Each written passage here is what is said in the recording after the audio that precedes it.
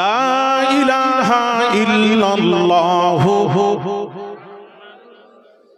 দুরূদ শরীফ আল্লাহুম্মা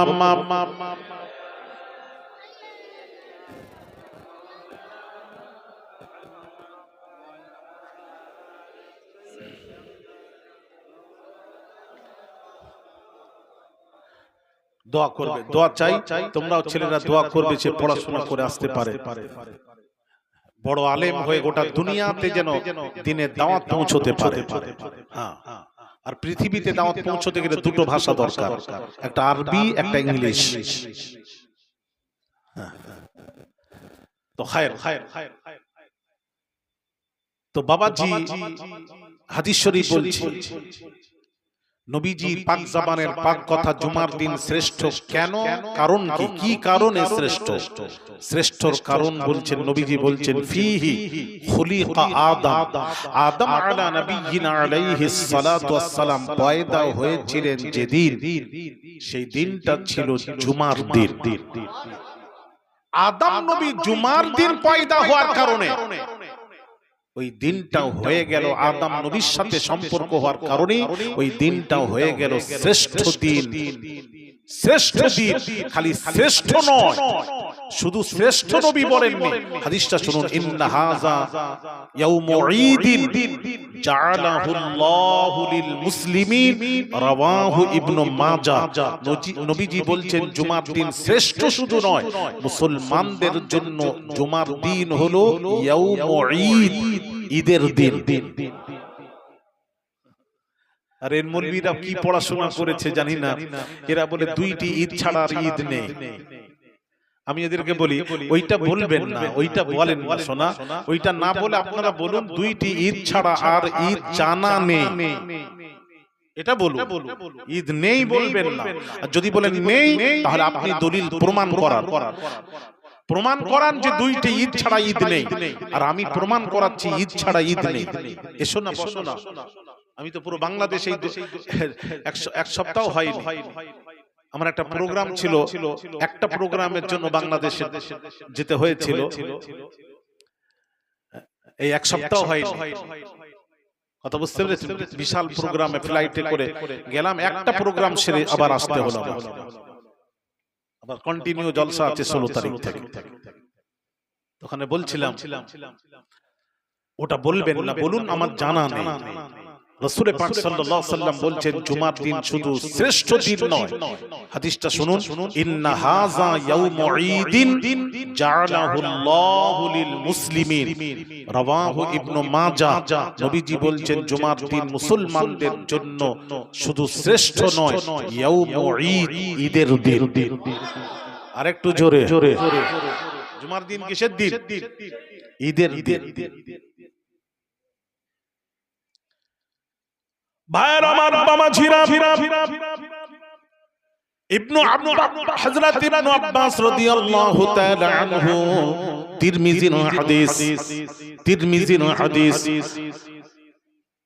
قال قرأوا ابن عباس اليوم أكملت لكم دينكم وأتممت عليكم نعمتي ورضيت لكم الإسلام دينا وعنده يهودي فقال لو أنزلت هذه علينا لاتخذنا يومها عيدا قال ابن عباس فإنها نزلت في يوم عيدين في يوم الجمعة وفي يوم عرفة رواه الترمذي।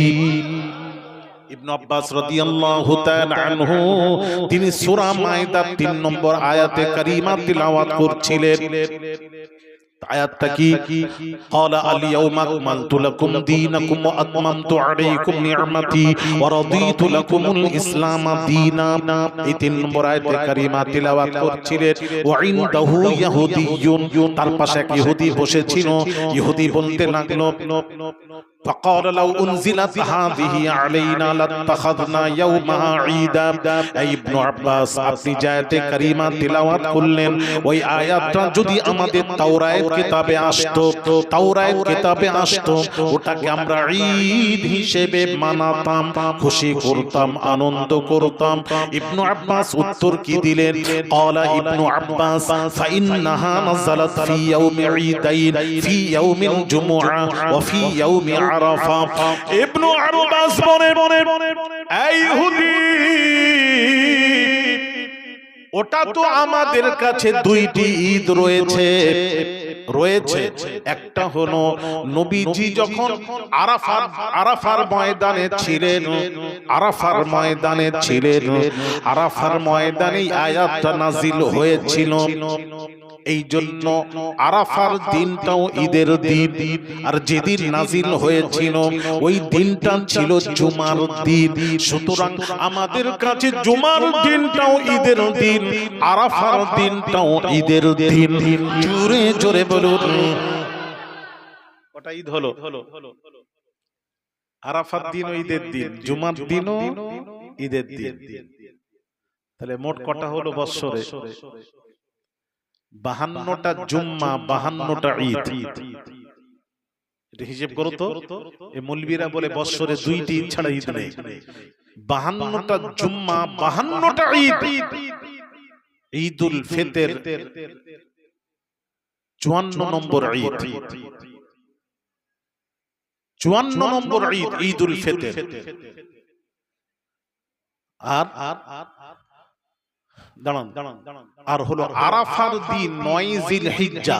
ভালো করে নোট করো, মোবাইলে রেকর্ডিং পৌঁছে দাও। যত বড় মৌলবি হোক, যত বড়, কত বড় আছে একটু দেখি না, যত বড় আলী আসগার পড়াশোনা করি, কথা বলি জোর গলায়। হ্যাঁ, 52টা জুম্মা, 52টা ঈদ। আর ক্ষমতা থাকে কাটার, কেটে দেখাও। আলেমদের লড়াই হবে। আমি যদি ভুল বলি আমার দলিলটা কোরআন হাদিস দিয়ে কাটতে হবে। কি গো বাবা? হ্যাঁ, তোমরা কখনো শুনবে আমার দলিল কাটতে গেলে কোরআন হাদিস দিয়ে কাটতে হবে। দিয়ে বলুন যে নবী বলেছেন না, জুমার দিন ঈদের দিন নয়, আরাফার দিন ঈদের দিন নয়। এই রকম একটা হাদিস, নবীর হাদিস নিয়ে আসুন, সাহাবীদের হাদিস নিয়ে আসুন, সাহাবীদের কথা নিয়ে আসুন আমাদের কাছে। তারপর বলুন যে আলী আসগার সাহেব ভুল বলেছেন, জাল হাদিস বলেছেন। একটু কথায় জাল না, বেশ জাল শিখেছি। মানে জালেরই ব্যবসা আছে তোমার বোধহয়। ওই জাল জাল জাল জাল করতে করতে মুখ দিয়ে সব সময় বের হয়ে যায় জাল। এ বোঝেও না বোধহয়। এ কোন জাল হাদিস বলছি না, আমি নোট করো। তাহলে 52টা জুম্মা, 52টা ঈদ, ঈদুল ফিতর 54 নম্বর ঈদ। আর আরাফার দিন 9 জিলহিজ্জা, আরাফার দিনও ঈদের দিন। কটা হলো? 55টা। আর ঈদুল আজহা, কুরবানির দিন, ওটাও ঈদের দিন। কটা হলো? আমি বাজারে কিন্তু 55টা ছেড়েছিলাম, আজকে একটু বাড়িয়ে দিলাম ছেলেদের জন্য। কটা হলো? 56টা ঈদ। প্রমাণ হলো আমার কাছে মোট 60টা ঈদ আছে স্টকে, বাজারে ছাড়ি না। আমিও দেখছি কি আগে ছাড়ে। 56টাও রেখে যাচ্ছি, আরো 4টা আছে আমার কাছে স্টকে। পরে একটা একটা করে প্রতি বছর একটা করে বাড়াবো ইনশাআল্লাহ।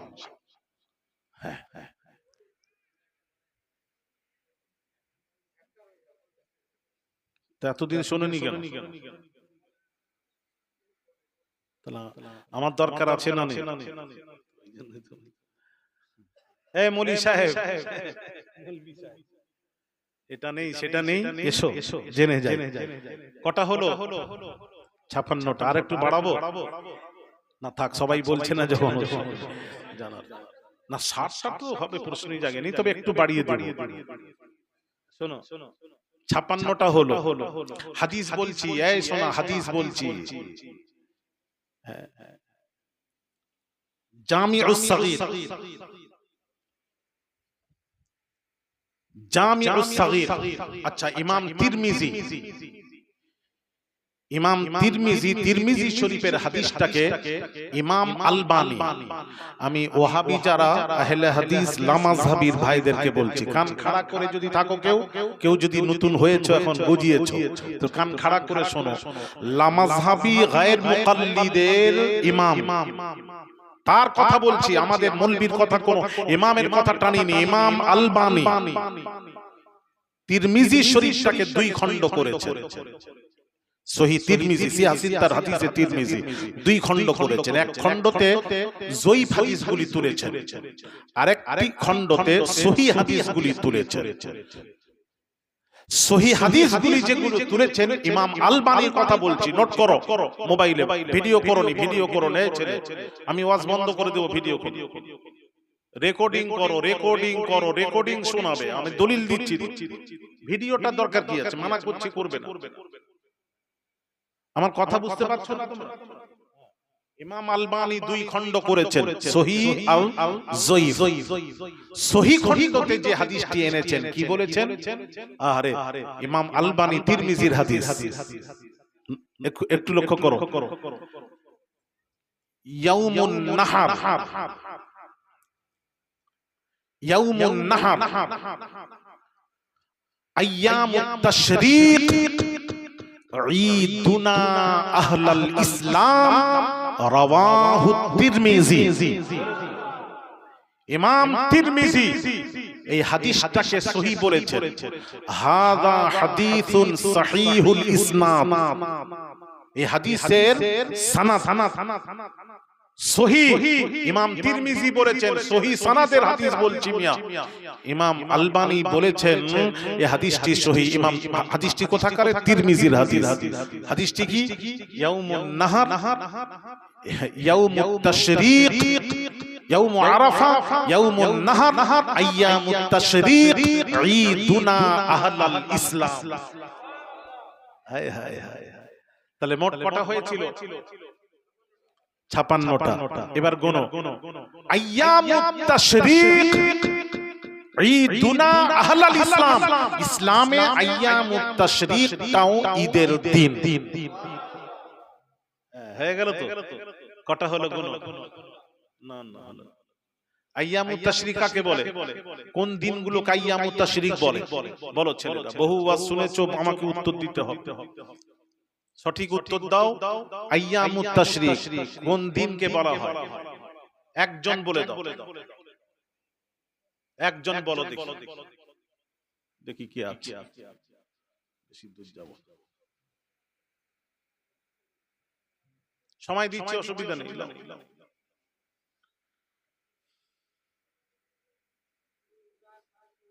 হ্যাঁ, ঈদুল জোহার পরের দিন, পরে 3 দিন। কোথায় পেলি? কোথায় পেয়েছিস? কোন কিতাবে আছে? কিছু এটা রেখে যাচ্ছি, জেনে রাখবে। আবার আমি সব বলবো কেন? খুঁজে পাসনি সব সবাইকে দাও, আমাকে সেই বুড়োটাকে ধরে টানা টানা। এতদিন তো আজ শুনছো তোমরা, শুনে রাখবে, জেনে রাখবে আইয়ামুত তাশরীক কাকে বলা হয়, তারপর আমি উত্তর দেব। এটা জেনে রাখো, একটা জিনিস জেনে রাখো। হ্যাঁ, জানতে পারবি না? তাস পিটছেন নাকি? পিটাপিটি করনি বাবা, এখানে ওয়াজ হচ্ছে, খুব আদবের সাথে থাকো। আইয়ামুত তাশরীক কোন দিনকে বলা হয় জানেন? এদিকে লক্ষ্য করুন,